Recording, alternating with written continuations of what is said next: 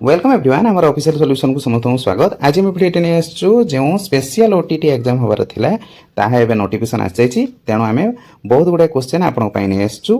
प्राय 50 क्वेश्चन आपन पई रहिछि। बोथ पेपर रो आपन क्वेश्चन रहिछि। सिलेक्टेड क्वेश्चन आमे नहीं आसचु जे गुडी को आपनकर एग्जाम रे आसीबो। तेणु कंप्लीट एनालिसिस रही डिटेल आपड़ से गुड़िक नोट करेंगे आ बुझी भी पारे। फास्ट टाइम जब आम चैनल को आप विजिट कर सब्सक्राइब करनी पाखे बेल आइकन को प्रेस करने द्वारा आम जो सब वीडियो अपलोड करूँ ओटीटी वाइज कि कौन किसी ऑफिशियल वाइज आप डिटेल जानीपर। तेणु चलतु वीडियो आज स्टार्ट करवा।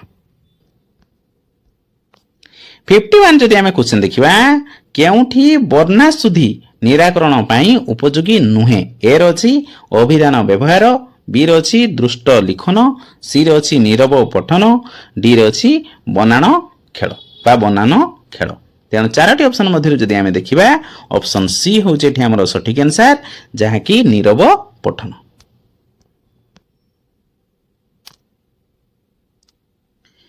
52 जदि आम क्वेश्चन देखा रूप शब्दर यथार्थ विपरीत शब्द को बाछ। ए रही प्रतिरूप, बी रही कुरूप, सी रही अरूप, डी रही अनुरूप। तेणु चारोटी ऑप्शन मध्य जदि आम देखा ऑप्शन सी हूँ आमर सठिक आंसर जहाँकि अरूप।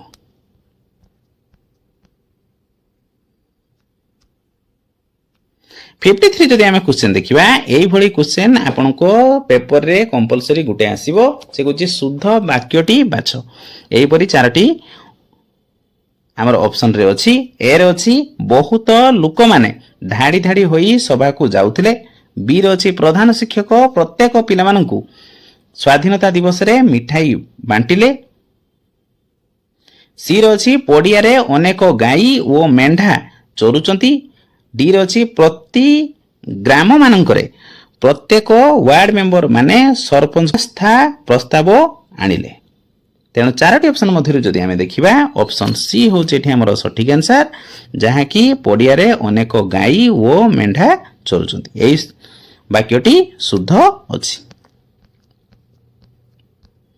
54 जदि आम क्वेश्चन देखा निम्नोक्त मध्यरु केउठी बहुभाषी शिक्षार्थी मानक निकट रे देखा जाए नाही। ए रही कम कथन दक्षता, बी रही सीमित शब्द भंडार, सी रही निर्भुल वाक्य गठन करि न पारिबा, डी रही प्रश्नर उत्तर भल भावे लेखि पारिबा। तेणु चारोटी ऑप्शन मध्य जदि आम देखा ऑप्शन डी हूँ आमर सठिक आंसर जहाँकि प्रश्नर उत्तर भल भावे लेखि पारिबा। 55 जदि आम क्वेश्चन देखा सूर्यंकर 3टी प्रतिशब्द लेखि वाक्य रे व्यवहार कर। यह क्यों प्रकार प्रश्न। ए रही पुनः सज्जीकरण, बी रही निर्दिष्ट उत्तरमूलक, सी रही संक्षिप्त उत्तरमूलक, डी रही सत्यासत। तेणु चारोटी ऑप्शन मध्य जदि आम देखा ऑप्शन सी हूँ आमर सठिक आंसर जहाँकि संक्षिप्त उत्तरमूलक एटा अटे।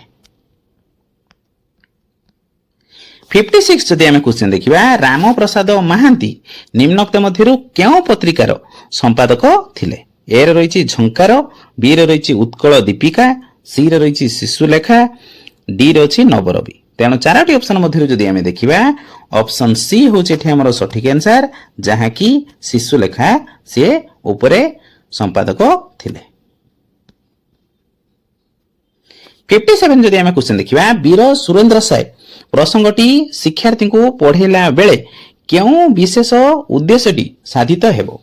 ए रही शिक्षार्थी सुरेंद्र साय वंशावली जानिबार सुजोग पाइबे, बी रही सुरेंद्र साय अपूर्व देश प्रेम त्याग और वीरत्व संपर्क में जानिबे, इंग्रेज माने किपरि युद्ध करथिले से विषय जानिबे, डी रही सिपाही विद्रोह किपरि होइथिला ताहा जानिबार सुजोग पाइबे। तेणु चारोटी ऑप्शन मध्य जदि आम देखा ऑप्शन बी हूँ आमर सठिक आंसर जहाँकि सुरेंद्र साय जो आम कौन टॉपिक पढ़ुचे तांकर देश प्रेम त्याग एवं वीरत्व संपर्क में आम जानीपर।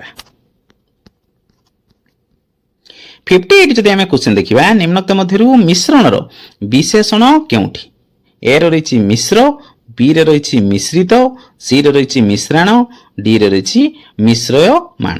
तेणु चारोटी ऑप्शन मध्य जदि आम देखा ऑप्शन बी हूँ आमर सठिक आंसर जहाँकि मिश्रित। 59 যদি আমি क्वेश्चन देखिबा केउठी भिन्न जातीय शब्द ए रे रहिछि काव्य बी रे रहिछि नाटक सी रे रहिछि किंबदंती डी रे रहिछि पुराण तेणु चारोटी ऑप्शन मध्यरु जदि आमे देखिबा ऑप्शन सी होचे एठी हमर सठिक आंसर जहा कि किंबदंती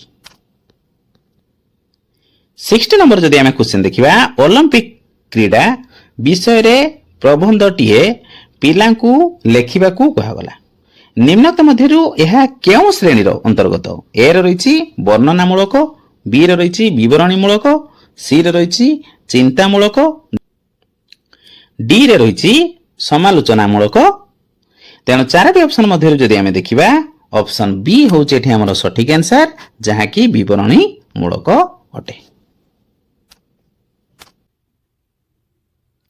61 जदि आमे क्वेश्चन देखिबा while we dash our dinner the light went out A रे अछि हैव बी रे अछि आर हैविंग सी रे अछि हेड डी रे अछि वे आर हैविंग तेन चारोटी ऑप्शन मध्यरु जदि आमे देखिबा ऑप्शन डी होचे एठी हमर सठिक आंसर जहा कि we are having next question जदि आमे देखिबा the objective of note taking is to develop dash A रे अछि रीडिंग एंड राइटिंग बी रे अछि लिसनिंग एंड राइटिंग सी रे अछि लिसनिंग एंड स्पीकिंग डी रे अछि राइटिंग एंड स्पीकिंग तेणु चारोटी ऑप्शन मध्यरु जदि आमे देखिबा ऑप्शन बी होचे एठी हमर सठिक आंसर जहा कि लिसनिंग एंड राइटिंग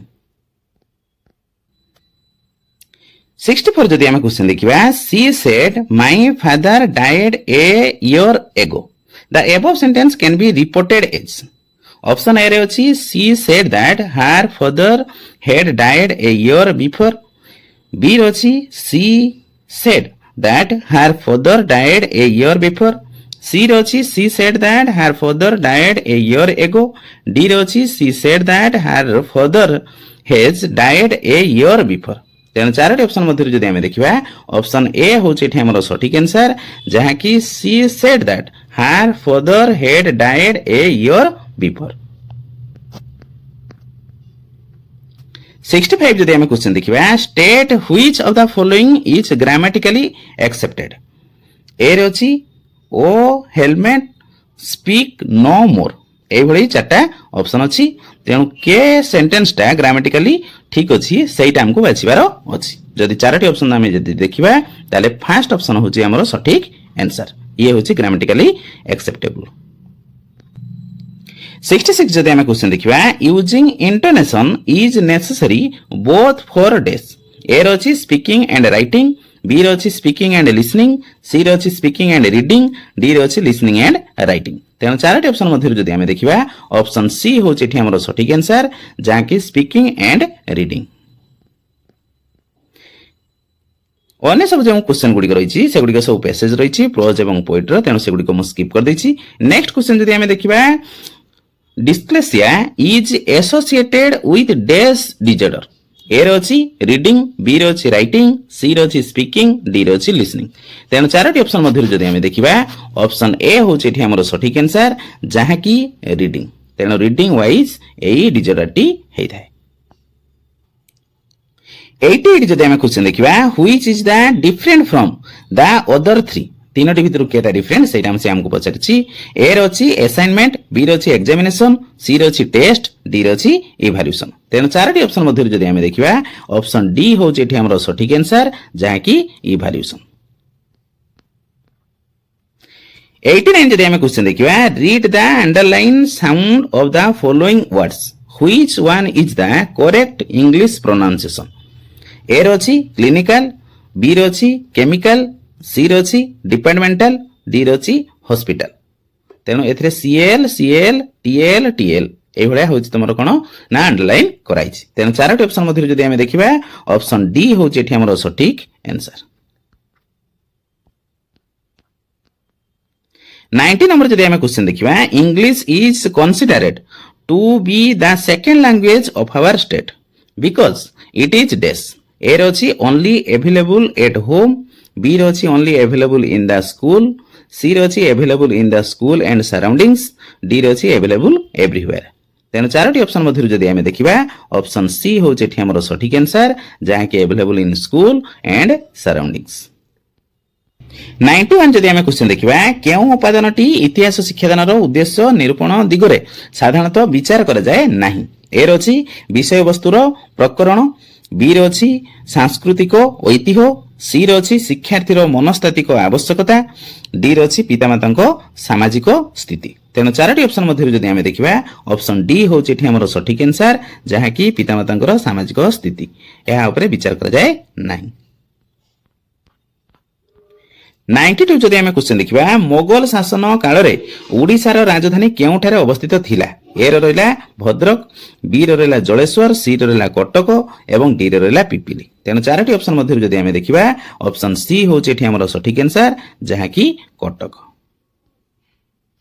93 ଯଦି ଆମେ କ୍ୱେଶ୍ଚନ ଦେଖିବା ଏଇ କ୍ୱେଶ୍ଚନଟି ବାରମ୍ବାର ଆସୁଛି, ତେଣୁ ପେପରରେ ମେ ବି ଆସି ଯାଇପାରେ, ତେଣୁ ଏଇଟା ଆମେ ଇମ୍ପୋର୍ଟାଣ୍ଟ ଅଛି। ପ୍ରବେଶିକା ପରୀକ୍ଷା କେଉଁ ଶ୍ରେଣୀର ମୂଲ୍ୟାୟନ? ଏ ର ରହିଛି ସମଷ୍ଟିଗତ, ବି ର ରହିଛି ଗଠନାମୂଳକ ବା ଗଠନମୂଳକ, ସି ର ରହିଛି ନୈଦାନିକ, ଡି ରେ ରହିଛି ସ୍ଥାନୀକରଣ। ତେଣୁ ଚାରୋଟି ଅପସନ ମଧ୍ୟରୁ ଯଦି ଆମେ ଦେଖିବା ଅପସନ ଏ ହେଉଛି ଏଠି ଆମର ସଠିକ ଆନ୍ସର, ଯାହାକି ସମଷ୍ଟିଗତ। 94 ଯଦି ଆମେ କ୍ୱେଶ୍ଚନ ଦେଖିବା ନିମ୍ନୋକ୍ତ କେଉଁ ନଦୀଟି ଓଡ଼ିଶାରୁ ଉତ୍ପତ୍ତି ଲାଭ କରିଛି? ଏ ର ରହିଛି ସୁବର୍ଣ୍ଣରେଖା, ବି ର ରହିଛି ବୈତରଣୀ, ସି ର ରହିଛି ବ୍ରାହ୍ମଣୀ, ଡି ର ରହିଛି ମହାନଦୀ। ତେଣୁ ଚାରୋଟି ଅପସନ ମଧ୍ୟରୁ ଯଦି ଆମେ ଦେଖିବା ଅପସନ ବି ହେଉଛି ଏଠି ଆମର ସଠିକ ଆନ୍ସର, ଯାହାକି ବୈତରଣୀ ଆମ ଓଡ଼ିଶାରୁ ଉତ୍ପତ୍ତି ଲାଭ କରିଛି। 95 ଯଦି ଆମେ କ୍ୱେଶ୍ଚନ ଦେଖିବା ନିମ୍ନୋକ୍ତ ମଧ୍ୟରୁ କେଉଁଠି ଭୂଗୋଳ ଶିକ୍ଷାରେ ବିଶେଷ ଭାବେ ବ୍ୟବହୃତ ହୁଏ? ଏ ର ରହିଲା ଗ୍ଲୋବ, ବି ର ରହିଲା ମାନଚିତ୍ର ଓ ରେଖଚିତ୍ର, ସି ର ରହିଲା ଶିକ୍ଷା ପର୍ଯ୍ୟଟନ, ଡି ରେ ଅଛି କ୍ଷେତ୍ର ପରିଭ୍ରମଣ। ତେଣୁ ଚାରୋଟି ଅପସନ ମଧ୍ୟରୁ ଯଦି ଆମେ ଦେଖିବା ଅପସନ ବି ହେଉଛି ଏଠି ଆମର ସଠିକ ଆନ୍ସର, ଯାହାକି ମାନଚିତ୍ର ଓ ଲେଖଚିତ୍ର ଏହା ଭୂଗୋଳ ଶିକ୍ଷାରେ ବିଶେଷ ଭାବରେ ବ୍ୟବହୃତ ହୁଏ। 96 ଯଦି ଆମେ କ୍ୱେଶ୍ଚନ ଦେଖିବା ବନ୍ୟ ପ୍ରାଣୀଙ୍କ ନିରନ୍ତର ଅବକ୍ଷୟ ପାଇଁ କେଉଁ ମାନବୀୟ କାର୍ଯ୍ୟକଳାପ ମୁଖ୍ୟତଃ ଦାୟୀ? ଏ ର ରହିଛି ପ୍ରଦୂଷଣ, ବି ରେ ରହିଛି ଶିକାର, ସି ରେ ରହିଛି ବାହ୍ୟ ପ୍ରଜାତିଙ୍କ ଅନୁପ୍ରବେଶ, ଡି ରେ ରହିଛି ପ୍ରାକୃତିକ ବାସସ୍ଥାନ ଧ୍ୱଂସ। ତେଣୁ ଚାରୋଟି ଅପସନ ମଧ୍ୟରୁ ଯଦି ଆମେ ଦେଖିବା ଅପସନ ଡି ହେଉଛି ଏଠି ଆମର ସଠିକ ଆନ୍ସର, ତାଙ୍କର ଯେଉଁ ବାସସ୍ଥାନ ରହିଛି ସେଗୁଡ଼ିକ ସବୁବେଳେ ଧ୍ୱଂସ ହେବାରେ ଲାଗିଛି। 97 ଯଦି ଆମେ କ୍ୱେଶ୍ଚନ ଦେଖିବା କେଉଁ ମେଘ ସହିତ ଘୂର୍ଣ୍ଣିଝଡ଼ ସମ୍ବନ୍ଧିତ? ଏ ର ରହିଛି ସ୍ତର ମେଘ, ବି ରେ ରହିଛି କପାସୀ ମେଘ, ସି ରେ ରହିଛି କଳାହାଣ୍ଡିଆ ମେଘ, ଏହା ଡି ରେ ରହିଛି ଅଳକ ମେଘ। ତେଣୁ ଚାରୋଟି ଅପସନ ମଧ୍ୟରୁ ଯଦି ଆମେ ଦେଖିବା ଅପସନ ସି ହେଉଛି ଏଠି ଆମର ସଠିକ ଆନ୍ସର, ଯାହାକି କଳାହାଣ୍ଡିଆ ମେଘ ସହିତ ଘୂର୍ଣ୍ଣିଝଡ଼ର ସମ୍ପର୍କ ରହିଛି। 98 ଯଦି ଆମେ କ୍ୱେଶ୍ଚନ ଦେଖିବା ବିଶ୍ୱମଣ୍ଡଳ ଉପରେ ପୃଥିବୀ ପୃଷ୍ଠରୁ କେତେ କିଲୋମିଟର ଉଚ୍ଚତା ପର୍ଯ୍ୟନ୍ତ ଆମର ଟ୍ରୋପୋସ୍ଫିୟର ବିସ୍ତୃତ ବା ଟ୍ରୋପୋସ୍ଫିୟର ରହିଛି? ଏ ର ରହିଛି 8 କିଲୋମିଟର, ବି ର ରହିଛି 11 କିଲୋମିଟର, ସି ର ରହିଛି 12 କିଲୋମିଟର ଏବଂ ଡି ର ରହିଛି 16 କିଲୋମିଟର। ତେଣୁ ଚାରୋଟି ଅପସନ ମଧ୍ୟରୁ ଯଦି ଆମେ ଦେଖିବା ଅପସନ ଡି ହେଉଛି ଏଠି ଆମର ସଠିକ ଆନ୍ସର, ଯାହାକି 16 କିଲୋମିଟର। 99 ଯଦି ଆମେ କ୍ୱେଶ୍ଚନ ଦେଖିବା ନିମ୍ନୋକ୍ତ କେଉଁଠି ଭୂଗୋଳ ଶିକ୍ଷାଦାନ ପାଇଁ ମାନଚିତ୍ର ଗ୍ଲୋବ ଠାରୁ ଅଧିକ ଉପଯୋଗୀ? ଏ ର ରହିଛି ପୃଥିବୀର ଆକୃତି, ବି ର ରହିଛି ଅକ୍ଷାଂଶ ଓ ଦ୍ରାଘିମା, ସି ର ରହିଛି ଭୂ ଦୃଶ୍ୟାବଳୀ, ଡି ର ରହିଛି ଦିଗ। ତେଣୁ ଚାରୋଟି ଅପସନ ମଧ୍ୟରୁ ଯଦି ଆମେ ଦେଖିବା ଅପସନ ସି ହେଉଛି ଏଠି ଆମର ସଠିକ ଆନ୍ସର, ଯାହାକି ଭୂ ଦୃଶ୍ୟାବଳୀ। 100 ନମ୍ବର ଯଦି ଆମେ କ୍ୱେଶ୍ଚନ ଦେଖିବା ପୁରୀ ବେଳାଭୂମିରେ ତାପମାତ୍ରା 20 ଡିଗ୍ରୀ ସେଲସିୟସ ହୋଇଥିବା ବେଳେ ସେଠାରୁ 1500 ମିଟର ଉଚ୍ଚତାରେ କୋରାପୁଟର ପଟାଙ୍ଗୀ ଠାରେ ତାପମାତ୍ରା କେତେ ଡିଗ୍ରୀ ସେଲସିୟସ ହେବ? 9, 10.4, 11.6 या 12.4। ତେଣୁ ଚାରୋଟି ଅପସନ ମଧ୍ୟରୁ ଯଦି ଆମେ ଦେଖିବା ଅପସନ ବି ହେଉଛି ଏଠି ଆମର ସଠିକ ଆନ୍ସର, ଯାହାକି 10.4 ହେବ। ये थिला हमर वीडियो ऑल डिटेल प्राय आशा करी सब आपण बुझी जाइथिबे। आ डिस्क्रिप्शन रे जेउ सब लिंक दिया होची से मोर रे क्लिक कला परे आपण सब डिटेल जानि परिबे एवं से विषय रे मध्य सब इन्फॉर्मेशन पाई परिबे। आ वीडियो जदि आपन पसंद लागिछि त आपण लाइक करंतु, शेयर करंतु एवं कमेंट करंतु। Thank you for watching.